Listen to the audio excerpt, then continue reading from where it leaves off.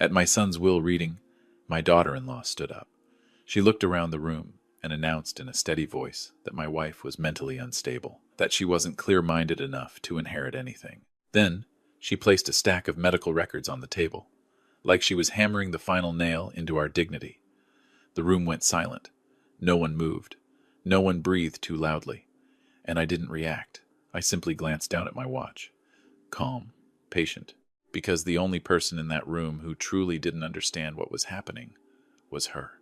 If you're listening to this story, and you know what it feels like to be doubted by your own family, go ahead and subscribe. Leave a comment telling me where you're listening from. I read every one of them. And sometimes, just knowing you're not alone is enough to keep going. Back in that heavy, suffocating room, I stayed quiet, and I let Catherine finish her part.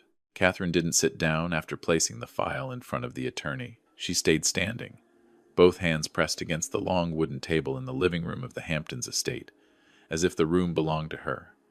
Rain tapped softly against the tall glass windows. Steady, cold. I kept looking at my watch. Attorney Vance hadn't spoken yet. He simply turned the pages, one at a time. Catherine took the floor on her own. Her voice was clear, calm in a way that felt almost rehearsed. She said Diane had been wandering away from home, that she didn't recognize relatives, that a doctor had recommended legal guardianship. Then she turned toward her side of the family, her mother and her brother, sitting straight-backed, like they'd practiced this before. They nodded, slowly. I felt Diane's hand in mine, still trembling, still soft. She didn't lift her head. Her shoulders pulled inward, like someone shrinking from a light that was too bright. If you didn't know her, you'd think she was confused or afraid. Catherine continued. She said that under the law, a person lacking cognitive capacity cannot inherit property. She said she only wanted to protect David's legacy from unnecessary loss. It sounded noble. I said nothing. There are moments in life when reacting too quickly only makes things worse. I learned that in 40 years of architecture, and in negotiations where people assumed I wasn't paying attention. When someone wants your reaction, the most powerful thing you can give them is silence. Years ago, I read about a method in a psychology book, the gray rock. No emotion, no reaction, no energy. Catherine needed that energy. She needed my outrage. She needed me to lose control, so her story would feel justified. But I only brushed Diane's hand gently with my thumb. Attorney Vance looked up. When were these records created, he asked. 3 months ago, Catherine answered immediately, after Mom started showing unusual behavior. 3 months ago. I remember that time very clearly. That was when Catherine began visiting more often than usual, bringing food, asking about Diane's health, offering to take her to see a doctor for just a routine check. I agreed. I wanted to see how far she would go. Catherine began listing small incidents. That Diane once called a cousin by the wrong name, that she forgot to lock the door, that she repeated a question twice. Little things. Things any 65-year-old woman might do on a tired day. But placed together, in a room full of people, under the yellow light of a rainy afternoon, they sounded like an indictment. I looked around the room. Catherine's relatives filled the row on the left. They weren't my family. They weren't Diane's. Yet today, they were present in full. The official reason was to share in the family's grief. The real reason, everyone understood. The estate, this mansion, the investments, everything they believed we were holding. Catherine ended her statement with a line that sounded reasonable. I don't want to make this bigger than it is, but we have to face the truth. The truth. I almost smiled. If she knew what the truth actually looked like, she wouldn't have been in such a hurry. I heard a quiet sigh behind me. Whispers began to ripple. The eyes in the room slowly turned toward me. A father who had just buried his son. A husband being told his wife was no longer of sound mind. I remained silent. I leaned closer to Diane and said softly, just for her to hear, "Let them talk." She gave the smallest nod. If anyone had watched carefully, they would have noticed her trembling had rhythm, not chaos, not loss of control. Intention. Catherine believed she controlled the room. She added that during David's final weeks, Diane had failed to understand the financial situation and had made concerning decisions. She looked directly at the attorney when she said it. Attorney Vance remained neutral. He placed the file on the table. "I will review these documents," he said. That was all. Catherine hesitated for just a second. Maybe she expected something stronger, an immediate declaration. But the law doesn't operate on emotion, and those familiar with the law don't either. I lifted the glass of water in front of me and took a small sip. My hand did not shake. Some may have thought I was frozen in shock. The truth was the opposite. I was waiting. I had been waiting for 6 months since David passed. Waiting to see who would reveal themselves. Waiting to see who would rush. Waiting to see who would look at two elderly people living in a modest wooden house in the suburbs, driving a 20-year-old car, and think we were easy prey. Catherine didn't realize that the moment she stood up today, she confirmed every suspicion I ever had. When she finished speaking, I glanced at my watch once more. We had exactly 10 minutes before the next part began. Have you ever sat in a room, listening to someone rewrite the story of your life, and known they were walking in the wrong direction entirely? If you have, then you understand why I wasn't angry. I was simply counting the time.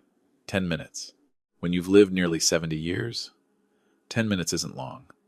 But in a room filled with eyes, quietly measuring what they think is theirs, 10 minutes can stretch into an entire chapter of your life. Catherine finally sat down. She leaned back in her chair, arms folded, her gaze drifting across the dark wooden walls, the old oil paintings, the crystal chandelier hanging in the center of the room. She looked at the mansion like it already belonged to her.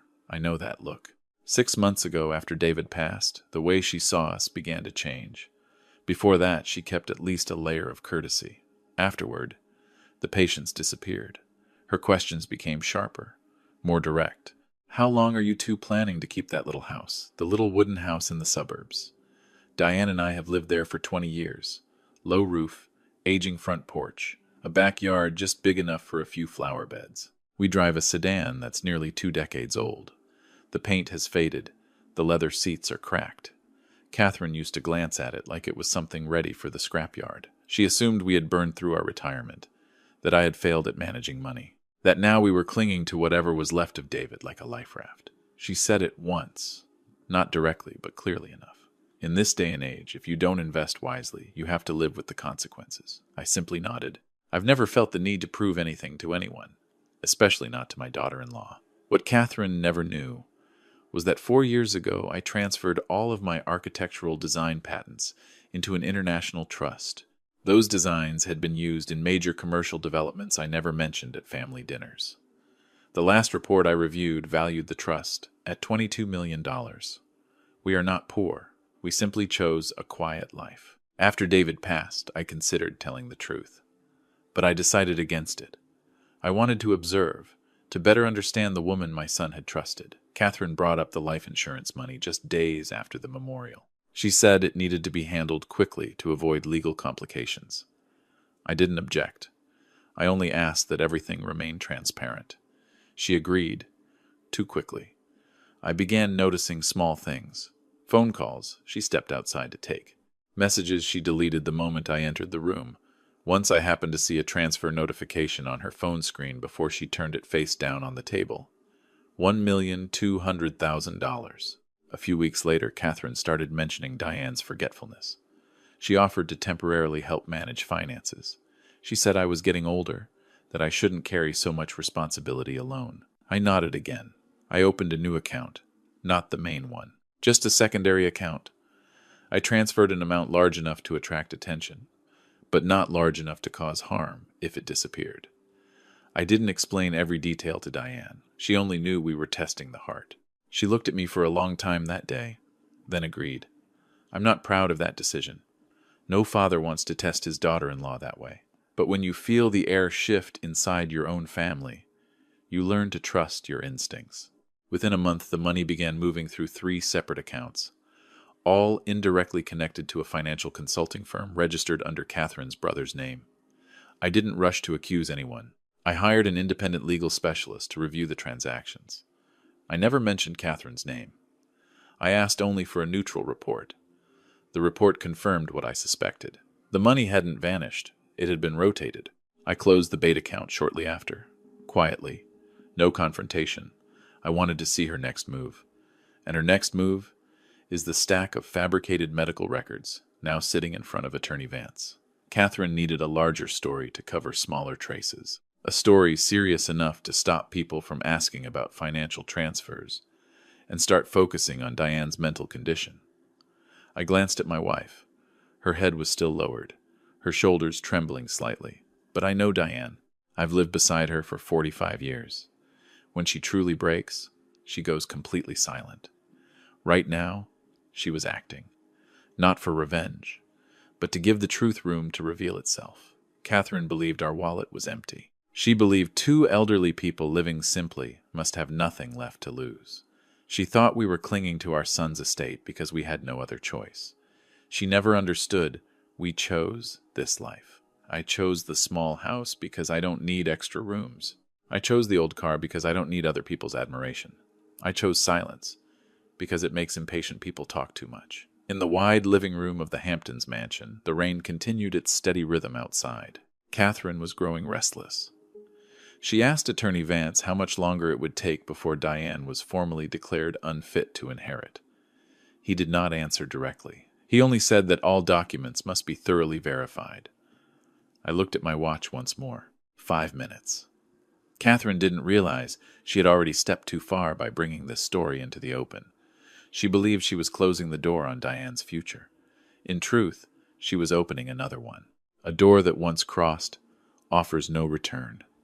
I gently tightened my grip on Diane's hand. "It's time," I whispered. And for the first time that entire afternoon, she lifted her head. Diane lifted her head slowly. Her eyes were no longer clouded like they had been minutes earlier. They were calm, focused, and even that brief shift made Catherine hesitate. But she recovered quickly. "If there are no further objections," Catherine said, "I believe we should proceed with reading David's final amended will." Amended Attorney Vance's brow tightened slightly. Catherine smiled. This time, she didn't bother hiding her confidence. She opened the handbag beside her chair and removed a carefully sealed, cream-colored envelope. "David signed this update 2 weeks before everything happened," she said. "He wanted to make sure the assets were handled properly." I didn't look at the envelope. I looked at her hand as she placed it on the table. It wasn't shaking. Too steady. Attorney Vance opened it and pulled out several pages. He skimmed the first sheet, then paused at the signature line. The room was completely silent.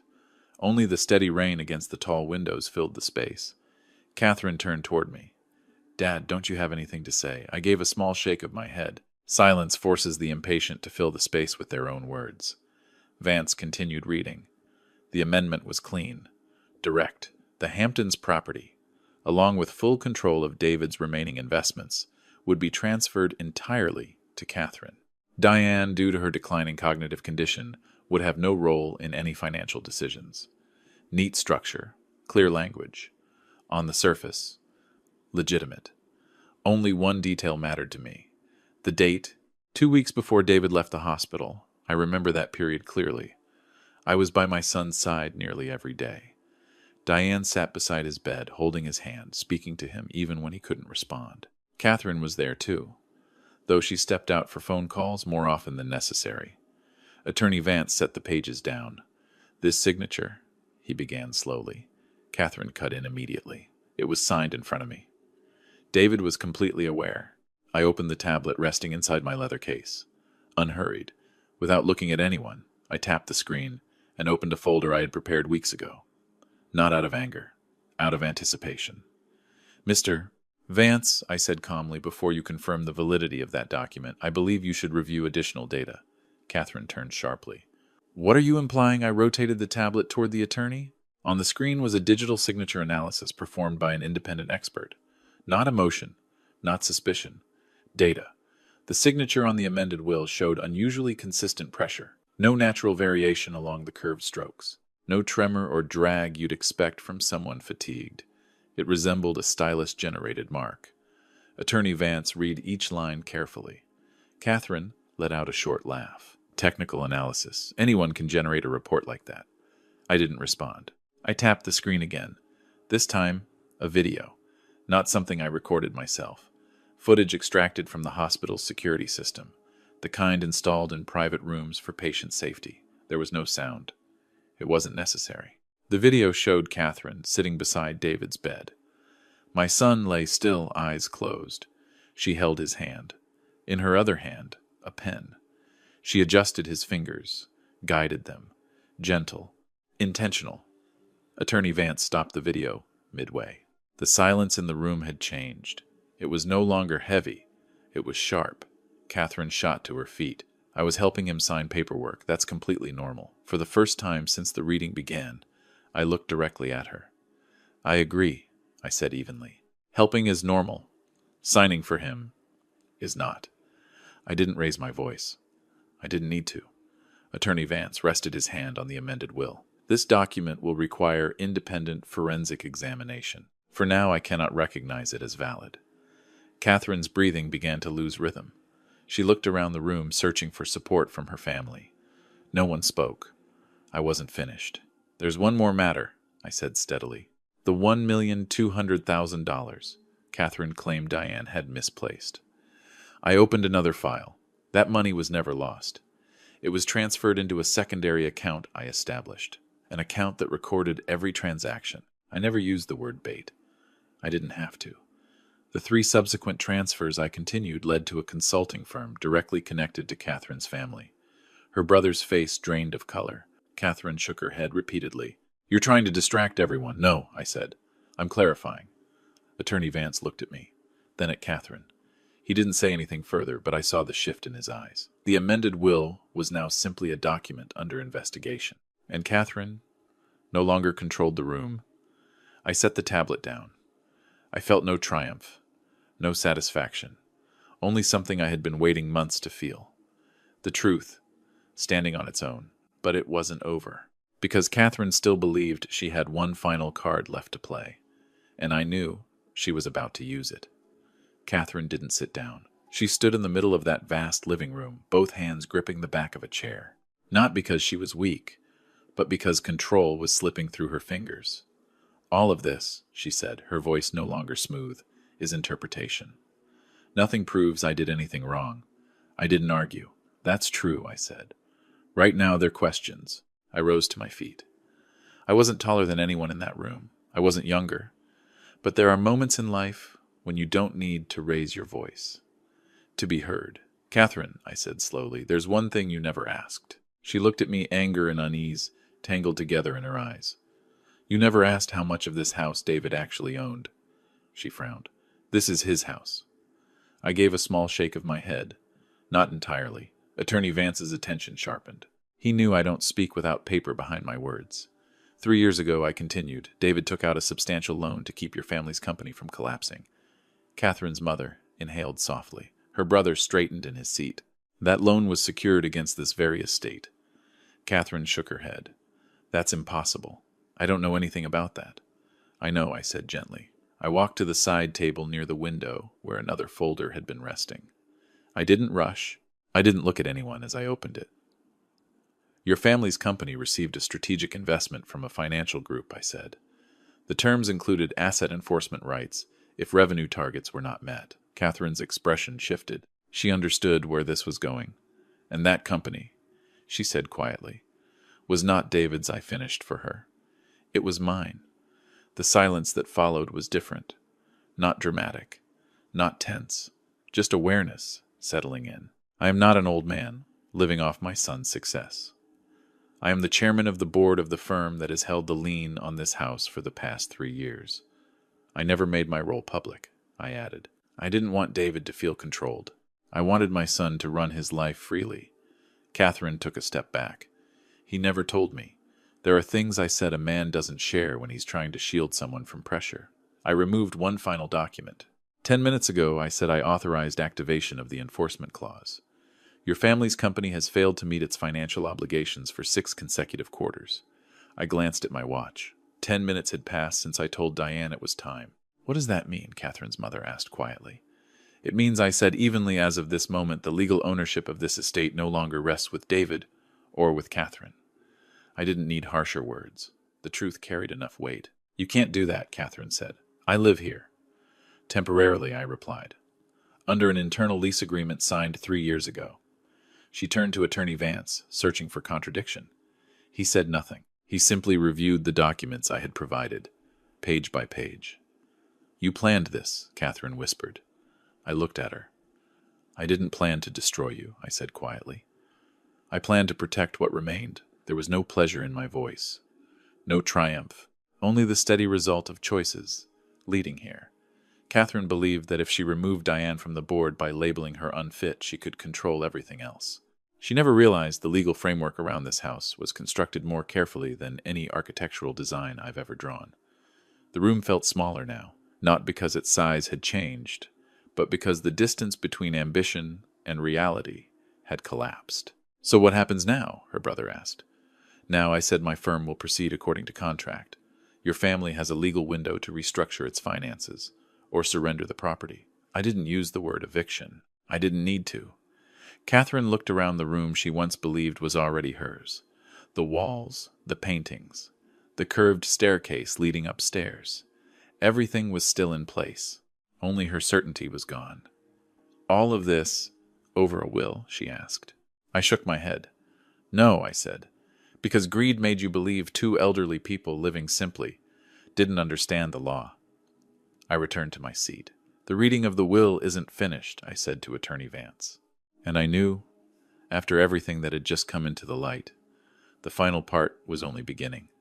Attorney Vance gave a slight nod when I said the reading wasn't over. He adjusted his glasses and opened the official file that had remained untouched in front of him. The room was no longer noisy. No more arguments. Every eye turned toward him. "The last valid will David executed," he said slowly, "was drafted 8 months ago. Not 2 weeks. 8 months. I felt Diane gently squeeze my hand. Not out of fear, but because she no longer needed to perform. The attorney began to read. David did not leave everything to Catherine. He did not remove Diane from any rights. Instead, the majority of his liquid assets were placed into an educational foundation in his name, intended to support architecture students facing financial hardship. I already knew. David and I had discussed it one quiet evening when he was still clear enough to think long term. He told me that if life ended sooner than expected, he wanted to leave something useful behind. I didn't interrupt. "The Hamptons property," Attorney Vance continued, "shall be handled in accordance with existing financial agreements," which meant my decision as corporate representative stood on solid ground. No loopholes. When he finished reading, the silence in the room shifted again. Not the silence of suspense, but of conclusion. Then came a knock at the door. Not urgent, not aggressive, just punctual. 2 law enforcement officers entered alongside a federal financial compliance representative. No one was restrained. No one was pushed. It unfolded like a process already set in motion. I had submitted documentation weeks earlier when the financial irregularities first surfaced. They weren't here because of emotion. They were here because of records. Catherine looked at me. The anger was gone. Only emptiness remained. "You called them?" she asked. "I reported what I was obligated to report," I answered. "Nothing more, nothing less." They asked Catherine to cooperate in clarifying several transactions and related documents. She didn't resist. She nodded, as if she finally understood that the moment had moved beyond negotiation. Her mother and brother left quietly. No one spoke. When the door closed behind them, the estate felt strangely hollow. Diane rose slowly. No trembling shoulders now. No distant stare. She walked to the window and looked out at the rain easing over the garden. Then she turned back to me. "That's enough," she said. 3 words. Clear, steady. Attorney Vance studied her for a moment, then offered a small professional smile. "Mrs. Diane," he said, "I don't believe any further competency evaluations will be necessary." She didn't respond. She simply nodded. I stepped beside my wife. Not to shield her, just to stand where I've stood for 45 years. "I have no desire to keep this house," I told the attorney. The room still carried echoes of what had unfolded, but inside me there was no storm. "Once proceedings are complete," I continued, "please arrange for the sale of the property. After financial obligations are settled, the remaining funds will be added to David's Scholarship Foundation." He made a note. Diane looked at me, her expression softer now than it had been all afternoon. "David would like that," she said. "I believe he would." When we left the estate, the rain had stopped. The sky was still gray, but lighter. I didn't feel like I had defeated anyone. I didn't think of Catherine as an enemy. I thought only of choices and how each of us lives with the ones we make. Money can create the illusion of power, but it cannot buy trust. It cannot buy memory. It cannot buy a place in a family once you've broken it yourself. Justice is not loud. It doesn't need applause. It only needs time and clear records. That evening, Diane and I returned to our small wooden house. The old car was still parked by the porch. Everything looked the same. Only one thing had changed. We were no longer waiting. If someone asks me what the lesson is, I would say this: you can build a house with money, but you can only build a family with honesty. And no matter how long justice takes, it always knows exactly where to go. If this story made you reflect, or reminded you that truth has a way of standing up on its own, press like and subscribe so I know you're still listening. You can share it with someone who needs a little faith in fairness. Thank you for staying with me until the very last minute. I appreciate it more than you know.